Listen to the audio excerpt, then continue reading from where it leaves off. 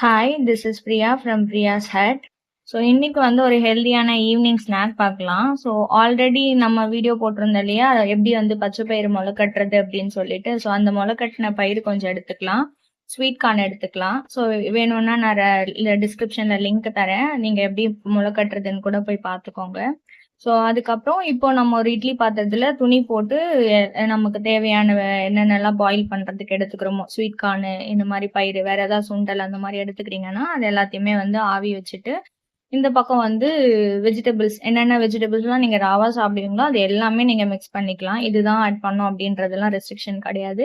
நான் இன்னைக்கு எடுத்திருக்கிறது வந்து வெங்காயம், தக்காளி, மாங்காய், அதுக்கப்புறம் வந்து எலுமிச்சம்பழம். ஸோ கட் பண்ணிட்டு இருக்கும் போதே மாஸ்டர் செஃப் வந்து எனக்கும் கொஞ்சம் கொடுங்க அப்படின்னு கேட்டுட்டு இருந்தாரு. ஸோ அவருக்கு ஒரு பீஸை கொடுத்துட்டு மீதி இருக்கிறத நல்லா சாப் பண்ண ஆரம்பிச்சிட்டோம். ஸோ இந்த பக்கம் சாப் பண்ணிட்டு இருக்கும் போதே நம்ம அடுப்புல வச்ச பாத்திரத்துல இருக்க மூங் தாலும் ஸ்வீட் கார்னும் வந்து நல்லா வெந்துட்டு இருக்கும்.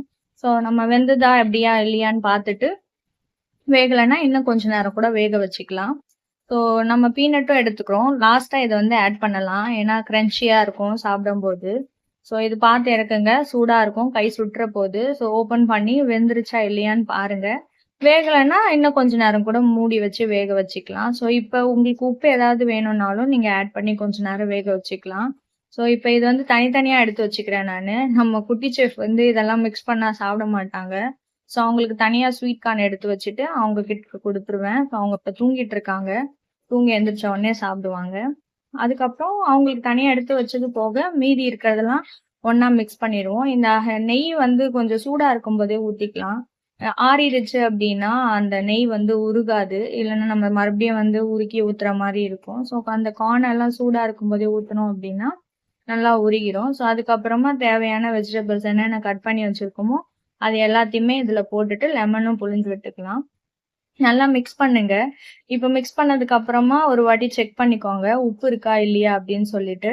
அப்புறம் என்னென்ன மசாலாலாம் வேணுமோ அதெல்லாம் ஆட் பண்ணிக்கலாம். சாட் மசாலா, கரம் மசாலா, அப்புறம் வந்து ரெட் சில்லி பவுடர், இதெல்லாமே ஆட் பண்ணிக்கலாம். இல்லை எதுவுமே வேண்டாம், எனக்கு வந்து பெப்பர் மட்டும் போதும்னா நீங்க வெறும் பிளாக் பெப்பர் கூட ஆட் பண்ணி சாப்பிட்டுக்கலாம். ஸோ ஃபைனலா நம்ம கிரன்ச்சினஸ்க்காக எடுத்து வச்சிருந்த வேர்க்கடலையை, வறுத்த வேர்க்கடலையை இதுல ஆட் பண்ணிக்கலாம். ஆட் பண்ணதுக்கு அப்புறமா நல்லா மிக்ஸ் கொடுத்து குட்டீஸ்க்கு கொடுத்துடலாம். மாஸ்டர் செஃப் ரெடியா இருக்காரு பாருங்க. அவர் கொடுத்த உடனே சாப்பிட்டாரு. ஆனா நம்ம ஒரு இடத்துல உட்கார சொல்லுவோம், இவரு ஒரு இடத்துலதான் உட்காந்து சாப்பிடுவாரு. ஸோ அவருக்கு கொடுத்துட்டு நான் ஒரு பவுல் எடுத்துட்டு என்னோட வேலையை பார்க்க, சாப்பிட்டுட்டே பார்க்கலாம் அப்படின்னு சொல்லிட்டு நான் கொஞ்சம் வந்துட்டேன். அவ்வளவுதான். வீட்ல எல்லாரும் ட்ரை பண்ணுங்க, ஹெல்தியா இருக்கும். டயட்ல இருக்கவங்களும் ட்ரை பண்ணுங்க. தேங்க்யூ, பாய்.